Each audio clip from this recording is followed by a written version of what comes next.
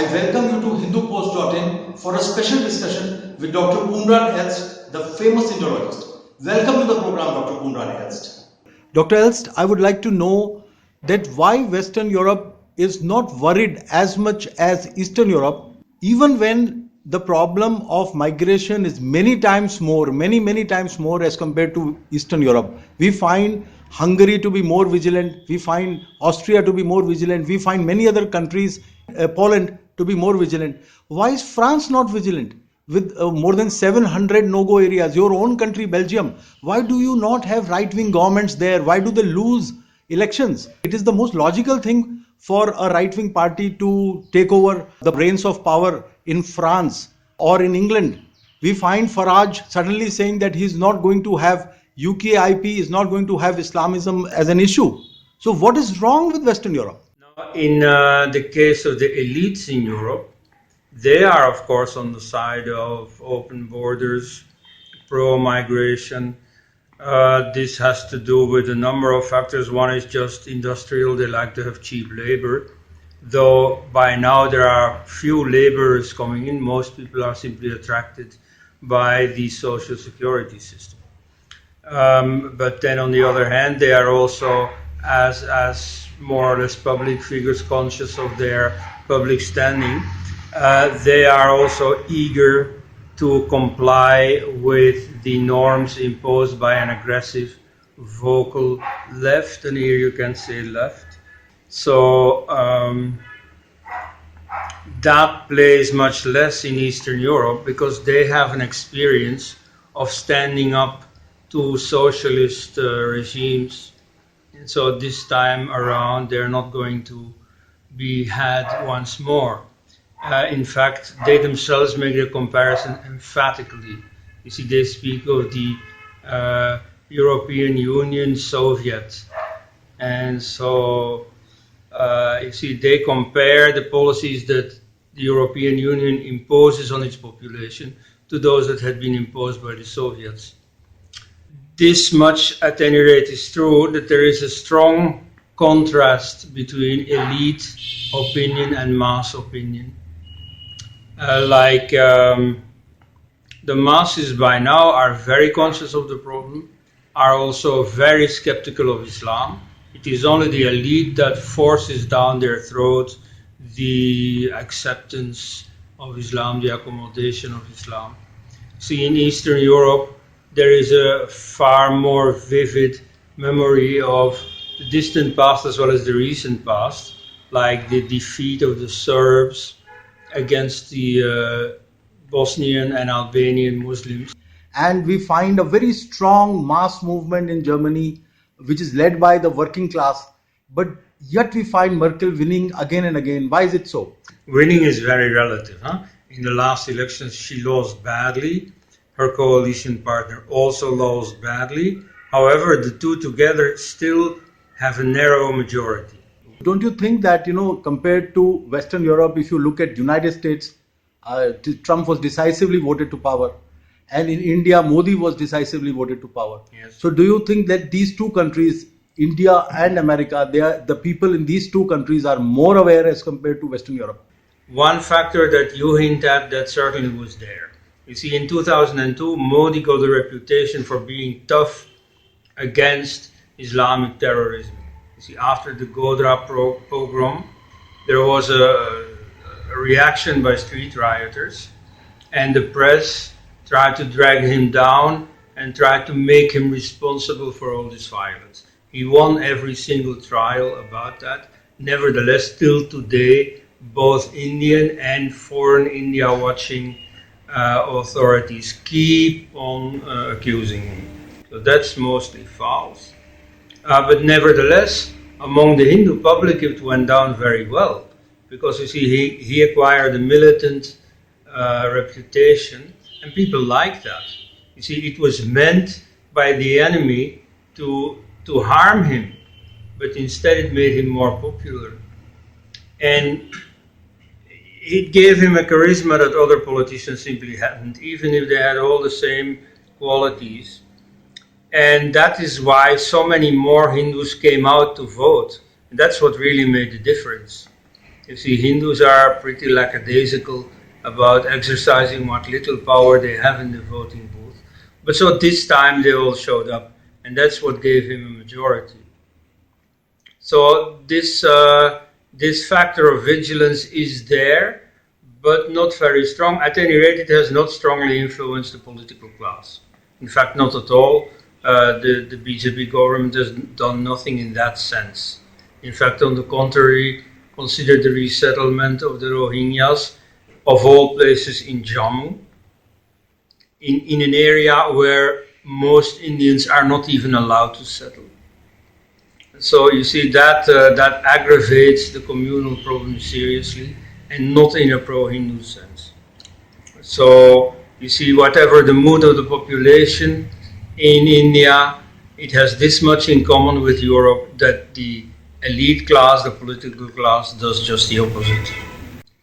How do you compare the counter-jihad movement of United States, where you have Robert Spencer, Pamela Geller, and many others? In Europe, you have Tommy Robinson, who is doing a lot of activism on the ground level and a lot of intellectual discussion directly with Muslims, Muslim scholars, etc. So how do you compare the counter-jihad movement of India and the West? Well, you see, the West is very fast descending into the kind of communal problem situation that India has been living with for centuries. But the good side is that, at least at the intellectual level, the reaction has been very fast. You see, only 20 years ago in India, Sitaram Goel was practically alone in making the ideological case against Islam. In Europe, while the problem is relatively new, almost immediately a number of intellectuals have got into the act, have studied Islam, and have made known, now through the medium of internet, so immediately potentially reaching everyone, what all the problematic verses in the Quran, in the Hadith amount to. And so that has not been done in India. I mean, there are a few books by this Sitaram Goel, otherwise there is nothing, certainly not from the official side. And so in that sense, Europe has reacted more vigorously. And so people who talk about the strange death of Europe, as is the title of this book by Douglas Murray, they are a bit premature. You see, the situation is problematic, but it's not hopeless. The police head of Sweden, he says that he cannot take guarantee of women if they go out after evening. Yeah. And there are attacks by migrants, Muslim migrants, inside trains, inside so many areas, even outside no-go areas. So the situation in Western Europe is very bad. And similarly in India also we have these no-go areas everywhere. Why is it so that we do not have any connection between the anti-jihad movement in India and the anti-jihad movement in the West? I don't find any connectivity between the two. Yeah, even though some of the problems are related, like, and especially the Rushdie affair started in India, then went into higher gear in Iran, and then immediately had this effect in Britain. And then there were Muslim demonstrations all over the West for killing Rushdie. And so you see, that is a point in common, and so there ought to be some kind of joint action. But I admit, you see, this is indeed, there is a big abyss between the two. Now that has cultural reasons. People in the West find India a very foreign, very strange country. And Indians too, don't have much connection with the West. They go to school in English, or those who migrate to the West, they know how to become rich.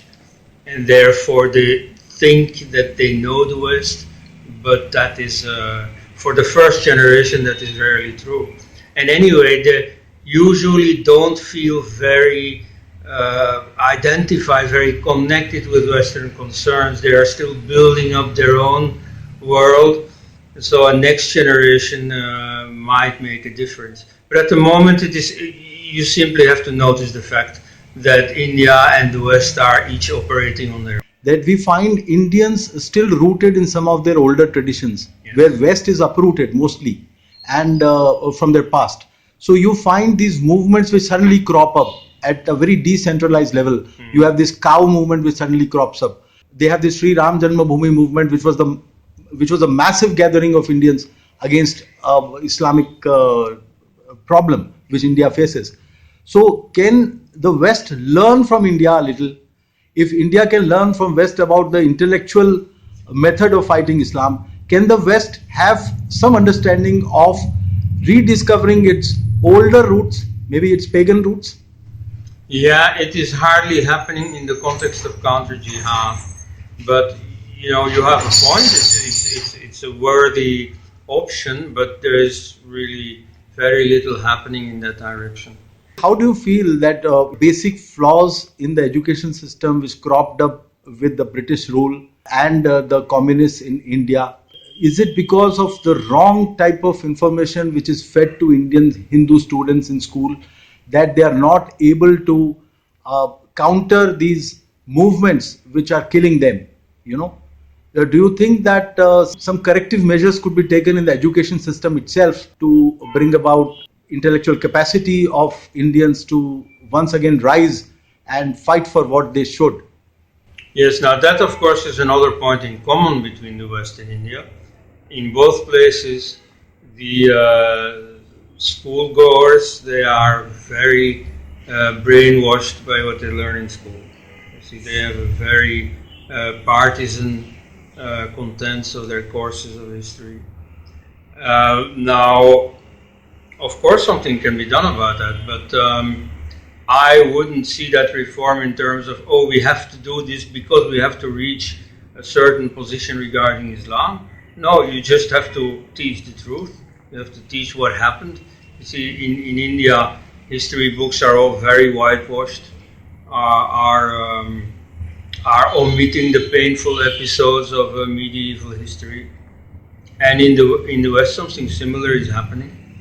Like, you see, the Muslim period in Spain is presented very idyllically, as if it was a time of tolerance and so on, whereas it was a very conflictual time. Though, of course, there were periods of relative tolerance in the sense that they didn't kill each other, although, of course, the non-Muslims were subordinate to Muslims, so it was not at all modern equality. But yes, I mean, there were, of course, good things to say, but these are systematically exaggerated, whereas the painful things are systematically hidden. And so that's the case both in Europe and in India. And in both cases, it is the truth that shall make you free. So in both cases, these history books have to be corrected. And if that has the effect that people are more vigilant with Islam, well, then that's an interesting consequence. But so it should happen anyway. I've talked to many security experts who are working on this no-go areas and demography and many of these things in India, and I found that they fear that there is an impending civil war which is going to happen not very far away. What do you feel? Will a civil war be there in India or Europe? Now, first of all, you have several times used the term no-go area. I'd like to specify this a bit.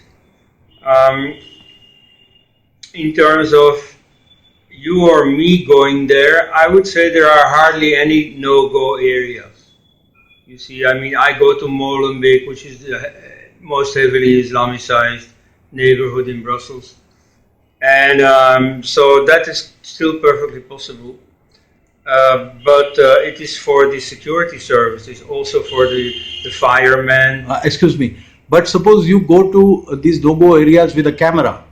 Well, yeah, exactly. So once you are conspicuous, once you are identified as the enemy, whether you are the authorities or whether indeed you come across like as if you are a spy, then of course you're in trouble. That is true. So in that sense, you can also use the term no-go area. To some extent, it is justified. Absolutely.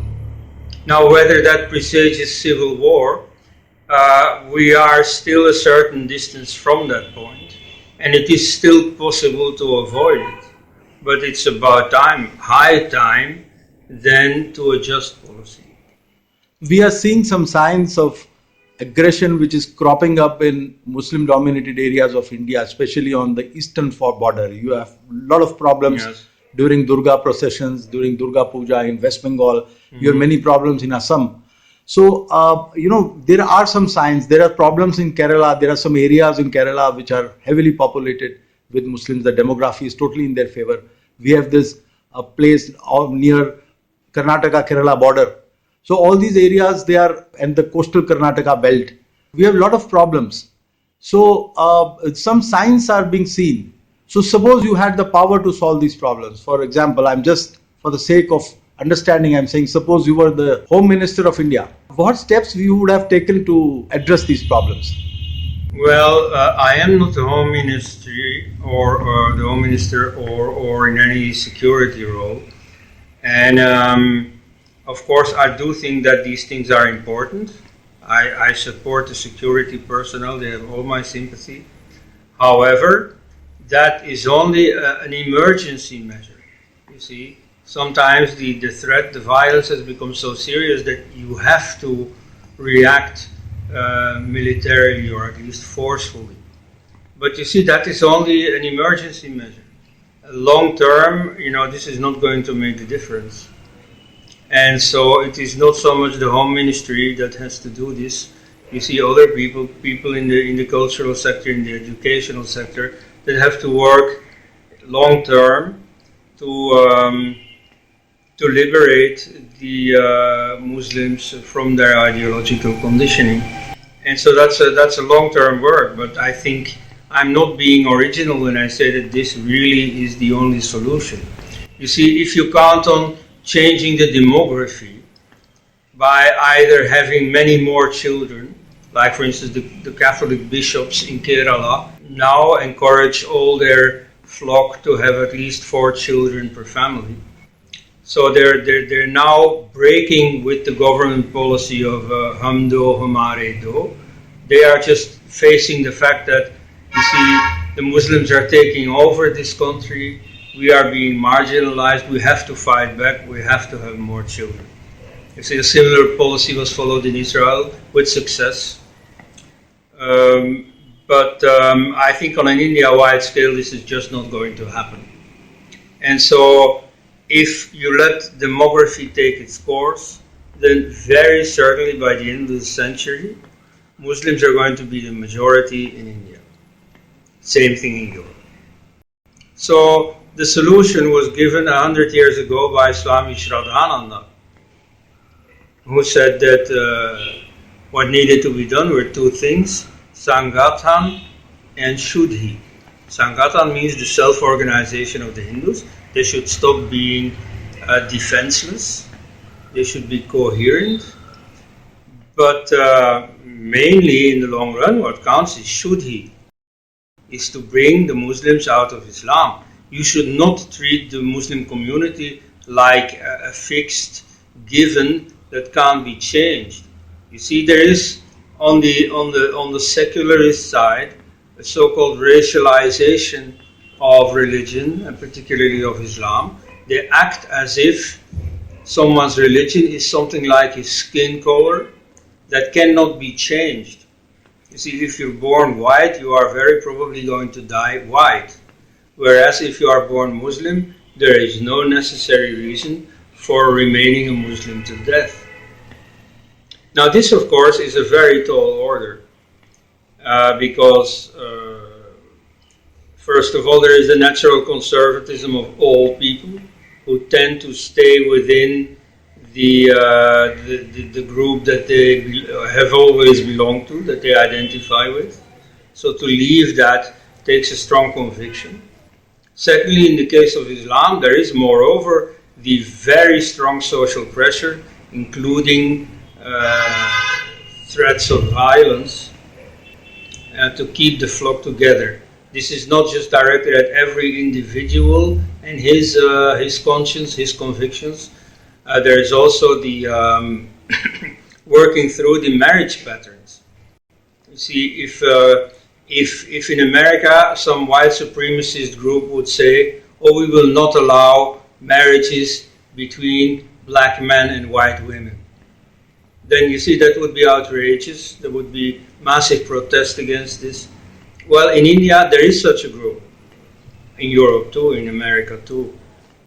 Namely Islam. Islam says exactly, men belonging to our group, they are allowed to marry anyone, whereas our women are ours. They are taboo for every man not belonging to our community. So this is relatively scandalous, but at any rate, it's a strategic reality you have to take into account. So it's another way in which demography acts in the favor of Islam. And the other is that simply they have larger families, polygamy to a very, very small extent, but simply the fact that they want to have larger families. And so ultimately, over here you're going to lose, in Europe we're going to lose, unless we bring Muslims out of Islam. You see, I'm not in favor of these crude methods of, you have to throw them out, whether you have to throw them in the Indian Ocean, as the enemy always says when talking about Hindutva, or you want to send them elsewhere, you want to cram all of them up in Bangladesh. That is not, I don't think that is the solution. I don't like the solution, and anyway, I don't think it will work. You see, you better set your mind to a solution that works, that moreover is perfectly humane.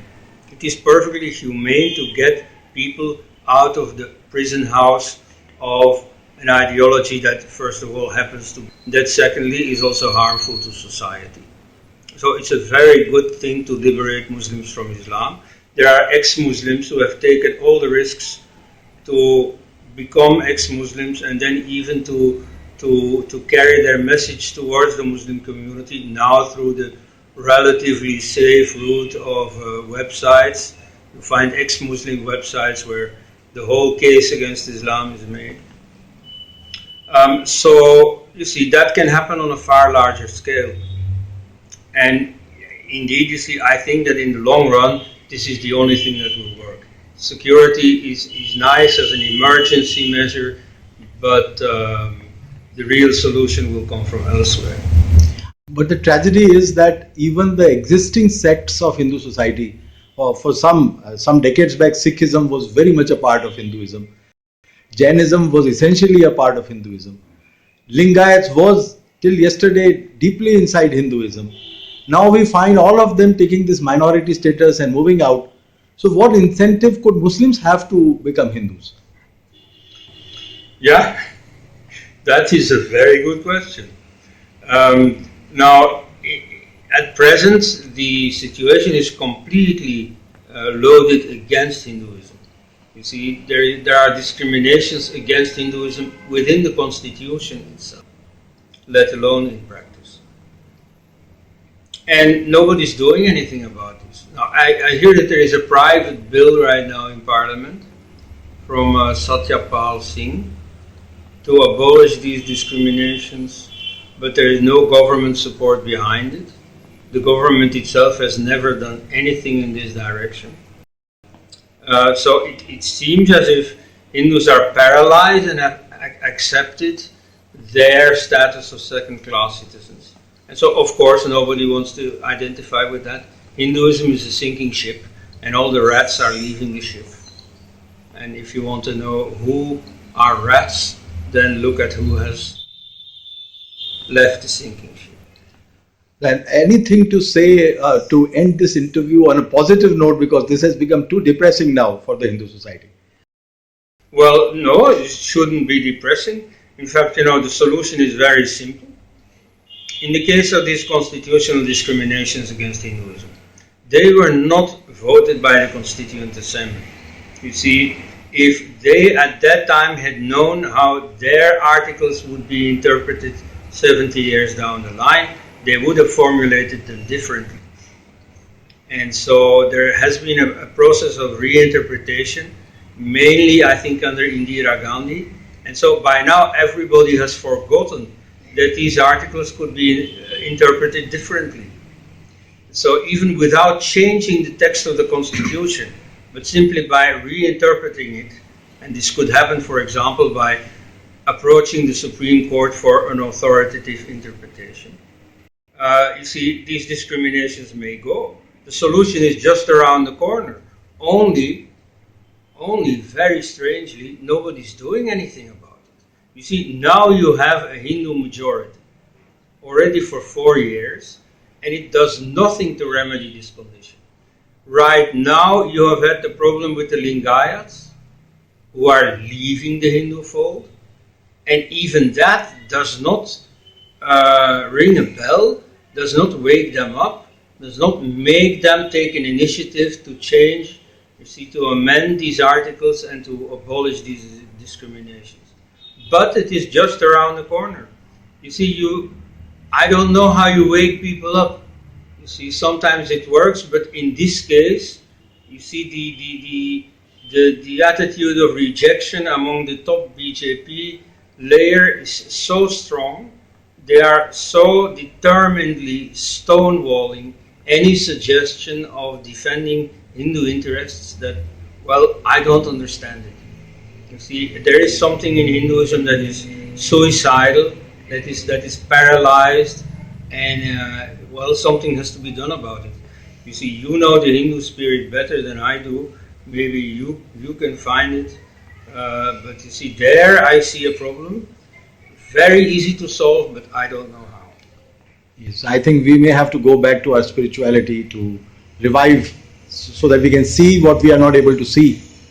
Maybe we have to go back to Bankim, we have to go back to Durga Stuti, we have to go back to basic Hindu spirituality. That is what some spiritualists tell me.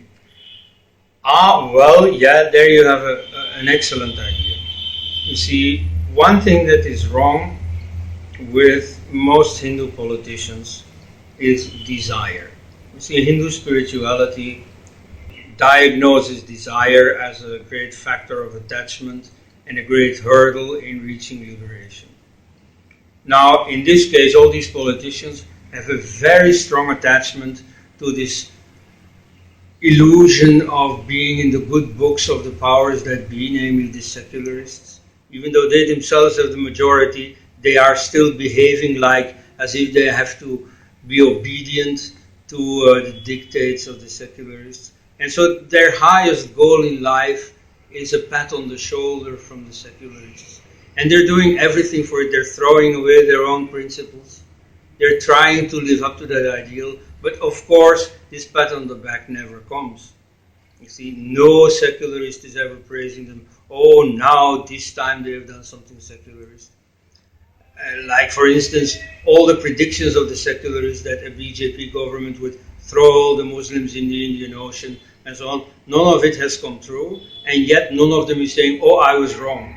Oh, this government is not as bad as I thought. No, on the contrary, they are still all attacking the BJP government, saying, oh yeah, it's unsafe for the minorities and it's fanatical and this and that, whereas in practice there is nothing to it. So, and therefore perhaps, you see that desire is only sharpened. They want and they want and they want to be accepted by the secularists, and they'll do anything for that. Whereas, you see, if you drop that desire, if you simply accept, well, I am who I am, and if some people don't like me, well, there's nothing I can do about it, then, you would be far more clear in your mind about what the situation around you is, and then you could do the right thing also, for instance, about these constitutional discriminations. So, if you take it calmly, peacefully, you just look at what is there and you see what is needed, then you will do the needful. Whereas now, you see, they're all cramped, they're all in this very funny mental state where they crave for something that they will never get, and thereby they miss the opportunities that they do get. Thank you very much, Dr. Koenraad Elst. You have given lots of time, and I think people are going to enjoy this interview. As always, like, they read your books, they enjoy them, and they learn such a lot from you. Thank you very much, Dr. Elst. Thank you.